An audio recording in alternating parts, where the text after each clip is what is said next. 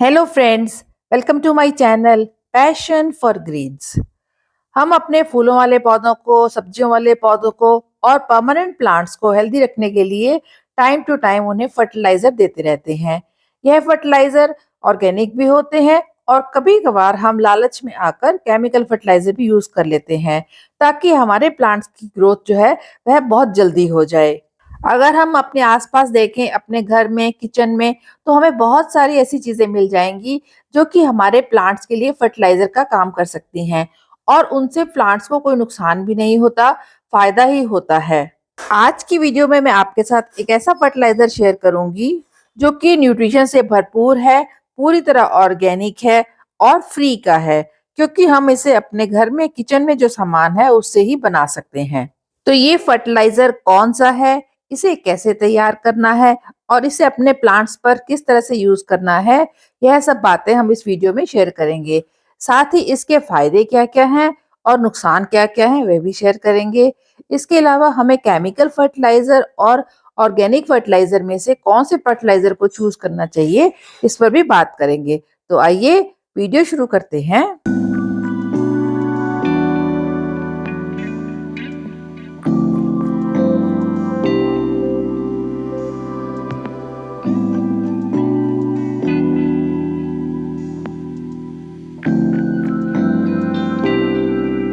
जिस तरह हमें अपने आप को हेल्दी बनाए रखने के लिए और अपनी इम्यूनिटी को स्ट्रॉन्ग करने के लिए अलग-अलग तरह के विटामिन्स, प्रोटीन और न्यूट्रिशन की ज़रूरत होती है, उसी तरह प्लांट्स को भी अच्छी ग्रोथ के लिए और अच्छी इम्यूनिटी के लिए बहुत सारे फर्टिलाइज़र की या न्यूट्रिशंस की ज़रूरत होती है।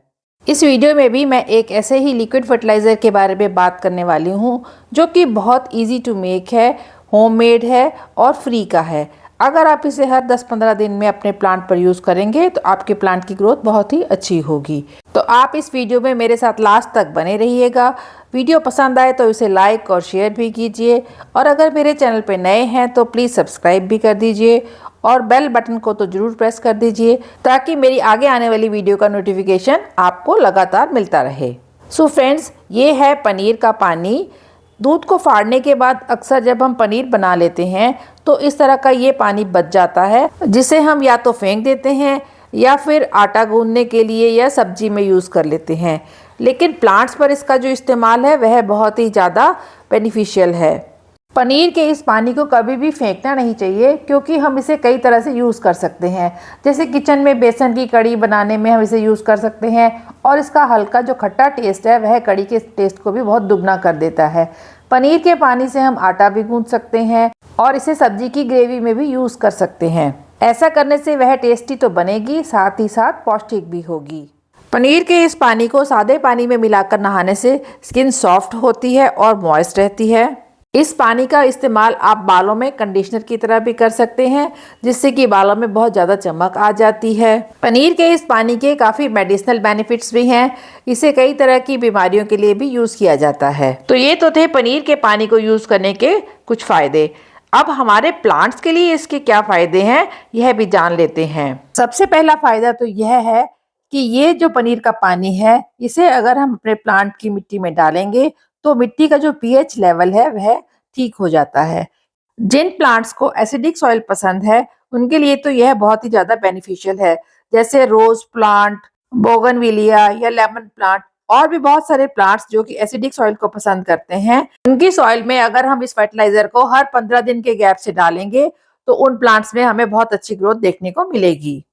अगर आपके प्लांट में फ्लावरिंग नहीं हो रही या फ्रूटिंग नहीं हो रही या बड्स नहीं बन रहे, और अगर बड्स बनते हैं तो गिर जाते हैं यानी बड ड्रॉपिंग हो रही है, तो उन सभी प्रॉब्लम्स को दूर करने के लिए भी यह पनीर का पानी बहुत ही ज़्यादा यूज़फुल है। इसे यूज़ करने से ये सभी प्रॉब्लम्स खत्म हो जाती है और प्लांट में दोबारा से बडिंग शुरू हो जाती है और फ्लावरिंग भी शुरू हो जाती है। पनीर के इस पानी में प्लांट्स के हार्मोन्स बनाने की भी कैपेबिलिटी होती है और यह प्लांट में एमिनो एसिड के लेवल को बढ़ाने में भी हेल्प करता है।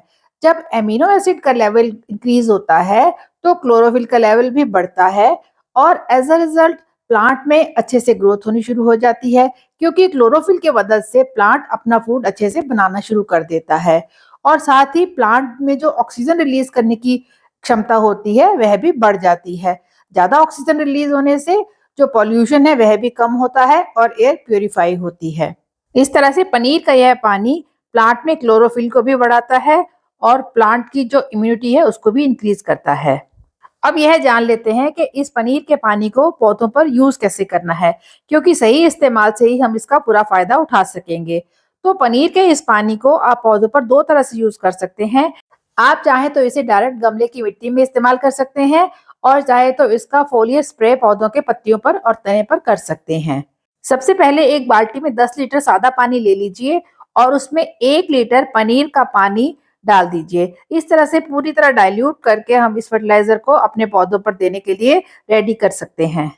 एक बात का खास ध्यान रखिए कि कभी भी पनीर के पानी को बिना डाइल्यूट किए आप अपने पौधों पर ना डालें, क्योंकि पनीर बनाते समय हम इसमें या तो विनेगर सिरका डालते हैं और या हम इसमें नींबू डालते हैं।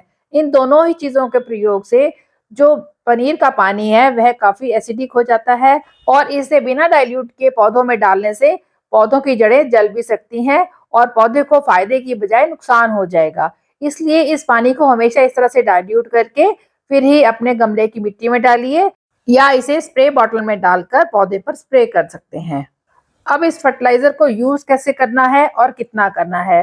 तो इस फर्टिलाइजर को जब भी आप पौधे की मिट्टी में यूज करेंगे, तो जैसे सुबह आपने पौधे को पानी दिया तो शाम को 4-5 बजे इसे अपने पौधे की मिट्टी में डाल दीजिए और फिर अगले दिन ही उस पौधे में पानी दीजिए। इस तरह से इस फर्टिलाइजर का पूरा फायदा आपके प्लांट को मिल जाएगा। अब क्वांटिटी की बात करें कि इसे एक गमले में कितना देना है, तो 10 से 12 इंच के गमले में आप 100 से 150 ml इस फर्टिलाइजर को डाल सकते हैं। इसे ज़्यादा इस्तेमाल नहीं करना और ना ही इसे बहुत जल्दी-जल्दी इस्तेमाल करना है, क्योंकि ज़्यादा यूज़ करने से प्लांट की जो मिट्टी है वह ज़्यादा एसिडिक हो जाएगी और प्लांट को नुकसान हो जाएगा। इस फर्टिलाइजर को डाइल्यूटेड फॉर्म में आप अपने सभी प्लांट्स पर दे सकते हैं।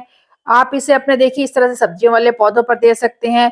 ये मेरा मिर्ची का पौधा है जिसमें फ्लावरिंग हो रही है और फ्रूटिंग भी स्टार्ट हो गई है। आपको कितनी सारी मिर्ची देखने को इस पौधे में मिलेंगी। इसकी देखिए अभी सॉइल सूखी है, तो इसमें इस समय मैं 150 ml इस लिक्विड फर्टिलाइजर को डाल दूंगी।